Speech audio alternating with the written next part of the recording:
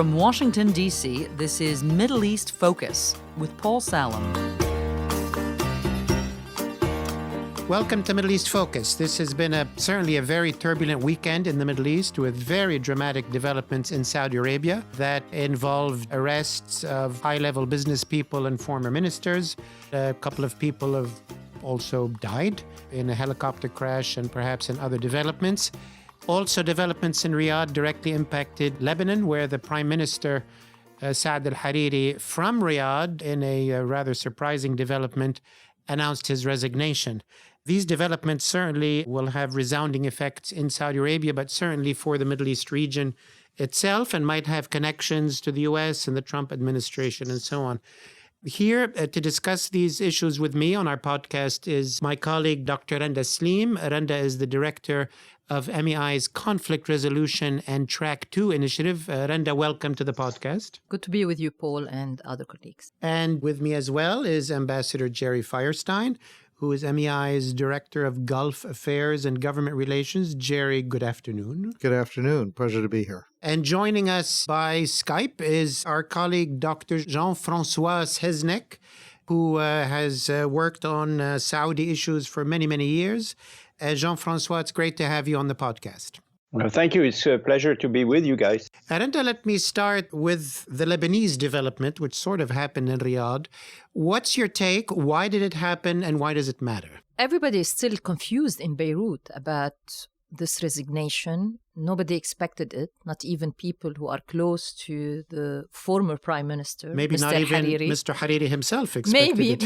Maybe. I think he was surprised by it, at least the way he read the message, about his resignation. It was indicative that it was the first time he was reading this particular message. Anyway, so there's a lot of confusion. There's a lot of confusion, for example, in Hezbollah circles. We saw yesterday the Secretary General of Hezbollah urging calm, adopting a de-escalation Is tone. Hezbollah and Iran sort of upset by this development, or does this make them happy that somebody like Hariri is out of the scene for now? It's difficult to read them, but I think they are partly upset, but also partly pleased. I think this resignation and the way it happened from Riyadh, the way it came across, played into Iran's hand by basically showing Mr. Hariri as a very weak man, that Saudi Arabia is calling the shots as far as Mr. Hariri's decision-making. Well, just a few days earlier, Mr. Vilayati was in Beirut and met with Prime Minister Hariri and sort of indicated that things were going well or something. Do you see any sort of Iranian... a lot of people have said that after the quote-unquote victory in Syria of Iran and the Assad regime, that they might be pivoting to Lebanon to sort of strengthen their hand. Do you see any escalation from the Iranian side, or is this sort of just something that happened from the Saudi side? I think Iran is very happy with the status quo in Lebanon. Is very happy with where Hezbollah is, because Hezbollah is the major power right now. At least it has veto power over all decisions, especially national strategic decisions when it comes to war and peace issues and intervention in Syria and other major national security issues affecting Lebanon. In fact, in that respect, Iran is not happy with the resignation because it denies Hezbollah, it denies Iran this cover which Hariri provided of a national consensus over Hezbollah's role in Lebanon. And so by now taking Hariri out of this equation, that in a way casts the light on Hezbollah as being the party that's running the government. And so what Hezbollah has feared, because Hezbollah has always preferred to play the important role behind the scenes, but not to cast itself as being the major decision-making party in public. But now it forces basically Hezbollah to be the de facto, the real power player in Lebanon. The visible and power player in Lebanon. And in a way also identify the Lebanese government. And that's what Hezbollah fears Saudi Arabia wants, and that's what Hezbollah fears America wants, is to identify the Lebanese government as a Hezbollah government, as a terrorist government. Well, let me take Ambassador Feierstein's views on this before talking about Saudi proper and what's happening there. On the Saudi-Lebanese angle, how do you read this position from the Saudi side? Maybe how do the Americans read it, if one can say so? Well, I think that it goes back and remember that there was a long period where the Saudis were extremely unhappy with the way the Lebanese were handling issues in the region. They were very unhappy with the previous government's reaction to some of the issues between Saudi Arabia and Iran that were of great concern in Riyadh. As a result, they backed away from the Beirut government. They walked away from military assistance through the French that they were going to provide. And they went through that very long period where they refused to engage on this whole issue, the long period where the Lebanese could not resolve their presidential election. Of course, the government continued to deteriorate. It was unable. And the Saudis distanced themselves from that period. They were not enthusiastic about the election of Michel Aoun as the president. They more or less did it, holding their nose. And, of course, they agreed to have Saad Hariri go back in as prime minister, but there was never the reestablishment of that close relationship. And there was always that question of where the Saudis were in terms of their own understanding, in terms of their own sensibilities about where Lebanon is, where Syria is, and whether or not this is part of a plan not only to isolate Lebanon as a terrorist state or or the Lebanese government as a terrorist government, but also another step in distancing themselves from what's going on in the Levant broadly. Well, let me say, I think one of the Saudi ministers today said they would treat Lebanon as a hostile war, at war with the Lebanese government, particularly after the missile that was launched from Yemen, also over the weekend, supposedly towards the airport in Riyadh.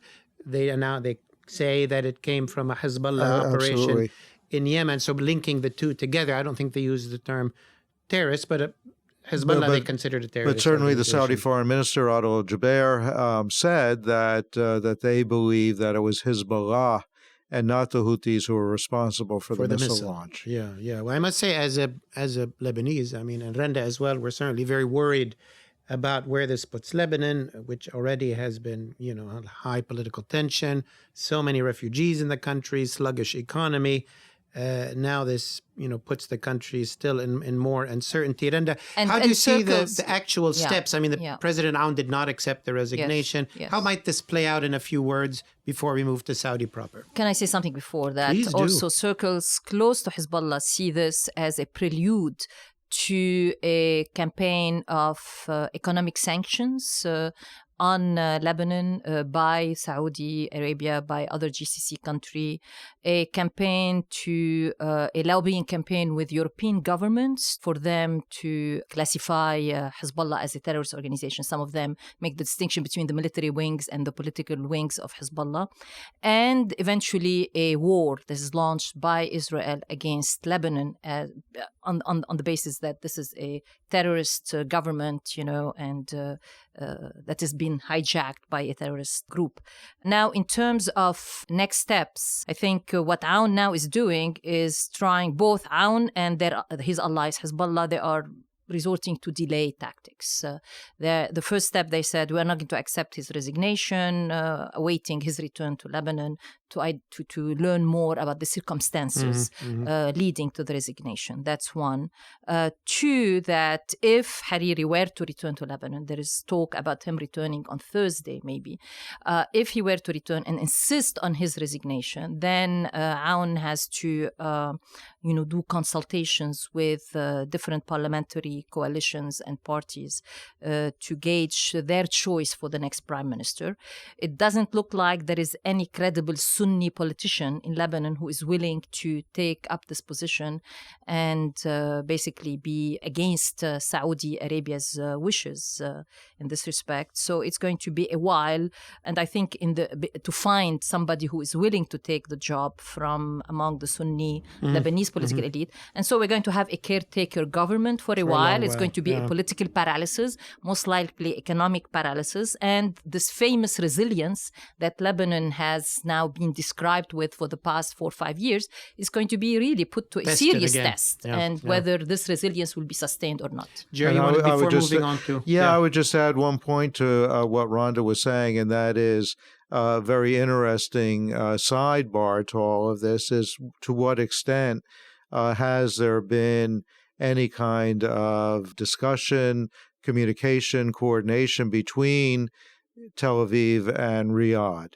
And to what extent, if any, were the Israelis aware of all of this? How is Israel going to respond to the Saudi initiative, to the Saudi description of the government of Lebanon, and they're singling out Hezbollah not only for its destabilizing activities inside of Lebanon, in the Levant, but also vis-a-vis Yemen and the ballistic missile launch. So is there, in fact, a synergy now between Israel and Saudi Arabia in the way that they approach the Lebanese problem? For Hezbollah, there's no question about that. For them, this is a plan that involves, Saudi Arabia, it involves the United States, it involves Israel. This is how they are looking at it. Let me turn to Jean-Francois. And Jean-Francois, let's just go to all the momentous events that happened this weekend in Saudi Arabia.